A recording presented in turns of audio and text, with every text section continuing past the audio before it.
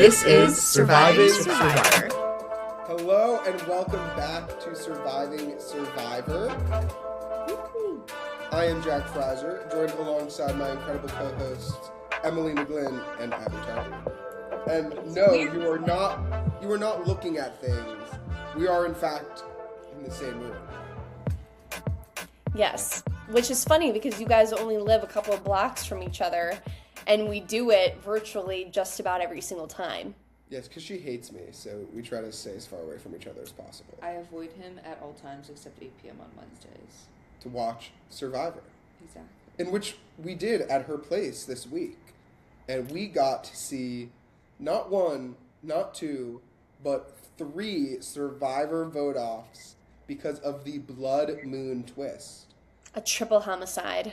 Truly. Do we want to dive into our thoughts on this twist?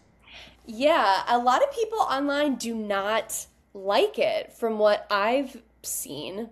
I don't know how you guys feel about it. I am under the belief that I don't like how it was done. I'm not against, in theory, 3 people getting voted off in one episode. I just don't like how they did it. I think it screwed over some people that were unfairly screwed over. What do you mean, like, how they did it? Like, how they split them up into tribes again? So, my thought is you just had 3 tribes with 6 people on them. Mm-hmm. And one tribe went down to 5. Well, what you could have done is either not had that one tribal council last week, or make it just 1 instead of 2. Mm-hmm. Or you could have all 3 tribes go to tribal. And it's like, okay, this tribal council, everyone's going to tribal, no one's safe, but we're going to do individual immunity. And that way, all of the tribes who have been with each other for the last few days are able to go in, and it gives everybody a fair advantage of, you've been working with these people for the last few days, planning on if you had to go to tribal, so we're just going to cut the weight. And I think it screwed over people for being like, okay, you guys are merged. Oh, never mind, actually. Here, we're going to put you into random tribes, and you have like half of a day to talk and strategize. Mm-hmm. Abby? Nah. Meh. Yeah, I guess I agree with that they should have done it when it made sense rather than forcing everybody into a merge. Or what, again, the new idea or the new era of a merge. But I definitely think that it was kind of strange. But I couldn't really read like how the players felt about it. They were like, ooh, crazy twist. But I couldn't tell if they like loved it or hated it. I think they were expecting this to have happened already. Because when it comes to a 24-person cast, and it's not even the 39 days, it is still like the new era timeline. I think they were expecting people to go out really rapidly in quick succession. So I think the idea of 3 people going out wasn't a shock. I do think, however, that... firstly, I mean, we can start off in the beginning of the episode. We are merged. We see everybody get together and talk. And we have some cool interactions, like Genevieve with Sari. We have Rizzo, Sari, and Ozzy kind of coming together, and her saying that she is in this like polyamorous couple relationship with the 2 of them, which was so funny. And we're seeing navigations and people like Aubrey getting a big target on their back with their idols. But Ozzy finds an advantage. Mm-hmm. And this advantage lets him and somebody of his choosing leave and go to exile. And unaware to him, that also is an advantage of skipping all 3 tribals. Mm-hmm. I don't know if we needed to do that. If you're giving a twist for 2 people to just go out so you can have even numbers, do it last week. Yeah. No, but I like it because it kept Scott safe. Fair enough. I also think that including a twist like that where not all twists are negative. Yes, you're going to exile. Yes, that's very, very difficult. A lot of previous players, ones that have come and spoke with us, and also ones that you can read what their like post-press interviews are saying, all say how much more difficult exile is. So the benefit of Ozzy getting to pick anyone he wants, but then more importantly, the benefit of exile is a positive thing for him in a way. So yes, it's negative. You're missing building those relationships, but you're missing 3 chances to get voted out, I think is very, very beneficial for them to come back as numbers in these new groups that have formed. Yeah. And we also see them talking and kind of really strengthening that relationship, because Rizzo tells Ozzy about the idol.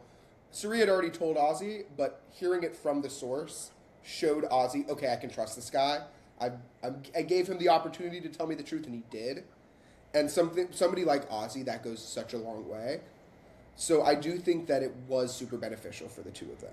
What I really like about this season is that they're taking some of the older advantages or I guess experiences that players have on the show and kind of twisting them a little bit. We saw a little bit in the new era with what if you go to a challenge, whether you have your vote or whether or not you have your vote.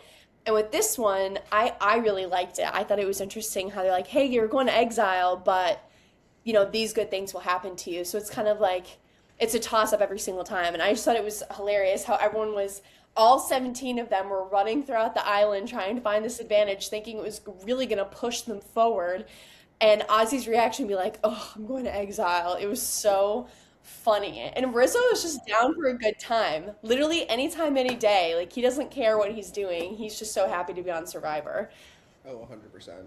So yeah, we get these tribes split up with a complete rock draw. And again, don't love that. If anything, it could have been interesting. We've been pro a twist if it's a rock draw and you pick 3 captains, and then they choose the tribes, and see who you pick. If you're like, oh, I'm going to pick somebody that I'm not working with, or somebody that I am. I like kind of how that figures itself out. I think that could have been an interesting strategic moment. No, just random, completely random. So we get the 3 tribes that are split up. Our first tribe is Rick Devens, Christian, Aubrey, Joe, and Genevieve, putting Genevieve in a huge minority, and the one tribe swap that would truly mess her up. The second tribe is Jonathan, Camilla, Tiffany, Chrissy, and Stephanie, which I thought was an interesting split of the different tribes and kind of to see how that would play out. And then the third tribe, which is Emily, Suri, Dee, Colby, and Coach. So all 3 tribes, kind of interesting. I thought when it started that there were pretty obvious targets for each. We saw a classic Survivor challenge of them trying to hold themselves up with the tiny little pegs for their feet. And I know I would do so poorly on that challenge. We saw Stephanie win the entire challenge, and Dee got her tribe, and Christian got his tribe's immunities. Mm-hmm. So going into these 3 tribals, we can start off with the obvious one. Genevieve was fucked. Mm-hmm. Genevieve had no chance of survival. She got swapped with the one person she hated, and Aubrey hated her back, and 2 of Aubrey's biggest allies in the entire game. She did end up trying to use her shot in the dark, but sadly it was to no avail, and she ended up going home. The icon Mother Vive ended up falling short of making it to jury because of, I think, getting completely unlucky. Survivor is a lot about luck. Do you guys think that was fair, or are you kind of just like, tough luck? This is something I wanted to talk about because something that really has stuck with me since we spoke with Davey is the edit of everything, right? And the play or the power that producers have in the show. But I understand that swaps and all that stuff is just pure luck. It's pure chance. So again, what are the odds of these pairings coming into fruition? I think the 2 craziest ones are the Genevieve and Aubrey dilemma or drama between the 2, and then also kind of the Coach and Colby of it all. I know there wasn't any like big drama between the 2. I think it would have been more interesting if Ozzy was part of the picture, but thankfully he was on exile. But I'm just kind of like, what are the odds of that happening? And then now I mean, I love Genevieve. I wanted her to go far, even though she was completely psycho and like gunning for Aubrey from the moment that she smelt some kind of suspicion or weirdness around their dynamic. But I mean, if you're going around and telling people, I don't like her, something's weird about her, and she has an idol, I just think like, hey, people are going to be talking about you and you're going to have a target on your back. I think that was just like another bad moment for Genevieve, like the first time she played, she was a little bit too cutthroat with her being social, saying, I'm not going to make any friendships. This is not my intention of being here anymore if I'm going to win the $1,000,000. This time it was like, okay, I'm going to be extremely social with everybody, but kind of getting too into the weeds with everything. So I kind of, the prophecy kind of revealed itself and it came true. So that's kind of how I feel about that tribal, and I wasn't very surprised. So no more diabolical Genevieve for the rest of season 50. It did feel like her plot was kind of going up to a point and it was ready for her to peacefully leave because of the fact that was the one main narrative we saw. In my opinion, my minority opinion, it felt like she was supporting Aubrey rather than Aubrey supporting her. It's just because of how, for some reason, we're seeing Aubrey in this very wallowing, like, sadness from inside out style this season that I think was portrayed as more so the protagonist of that. What I was interested in, and I agree that we've been thinking about the edit a bit more, was I was very kind of skeeved out that they were showing Emily metagaming Coach and Colby.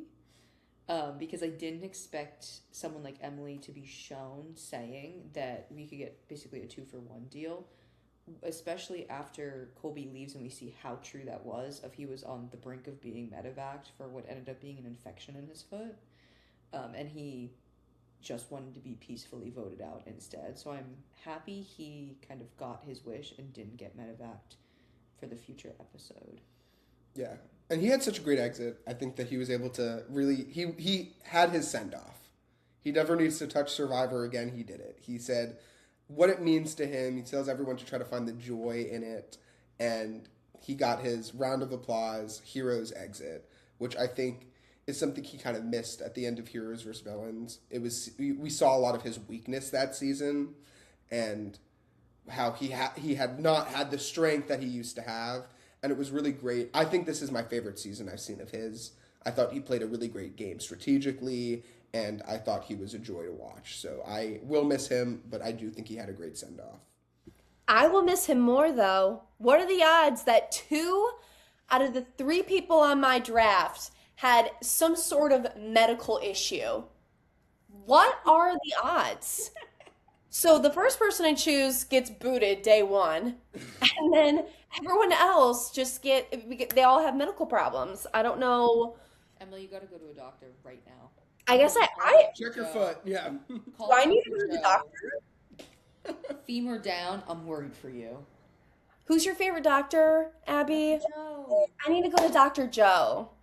Put him on the line. Get him on the pod. I know. I'm sure. Oh, Dr. Joe. This was probably the craziest one. Yeah. Blindside 4. We have one more vote to talk about. And like Emily just said, definitely the craziest. Mm-hmm. This was the only one where I didn't actually know what was going to happen. Yep. It was between Chrissy and Camilla, and they had just won their reward because Stephanie ended up winning the whole thing. Applebee's. And got that Applebee's reward. And Jonathan was in this middle position where he can go with the old schoolers, which were Stephanie and Chrissy, and vote off Camilla, or he can stick with the people that he had worked with from the beginning of the game on Sela with Tiffany and Camilla. However, Camilla, in just the last episode, had burned him, voting out Charlie. Mm-hmm. It could not have worked out more kind of precarious for Camilla in that situation. But even so, she was very confident going into it of what would happen. And sadly, she was wrong, as Jonathan did flip, and Camilla was sent packing. Yeah. Again, I keep saying Jonathan is playing this game like nobody's business, and I'm going to make a bold prediction here on the podcast. So you guys and anyone else who listens can say na boo boo if I get this wrong. But I'm predicting now that Jonathan will make it to the final 5 because he's playing so well socially, sort of strategically. He could be doing a little bit better, but then physically, like, that's not even a conversation that needs to be had. So I think he's going to go to the final 5 with this. But as we see later on, that it kind of puts a rift between him and the people that he said he was going to be aligned with, and, you know, and so forth. Yeah. Well, I'm excited to see when we actually get to merge next week and we get Ozzy and Rizzo coming back to talk about it. I do think that overall I did not like this twist. I think it could have been done better. I think it was a bit rushed. And I also didn't like how some edits ended. Like, I think the Aubrey Genevieve edit should have had Aubrey have like a massive play and get Genevieve out. And it felt like kind of a whimper of an ending of her just being like, oh, you got screwed over, bye. Yeah, she didn't even play her idol, which was But she crazy. was saying she was going to play. Yeah. I felt like we barely got Camilla this season as well. So it's, again, underrepresentation of certain people getting their word out there. And she was playing pretty well this season as well. I think it's more so kind of like the same of how she was playing before, but she just didn't have like her secret right-hand man with her the whole time.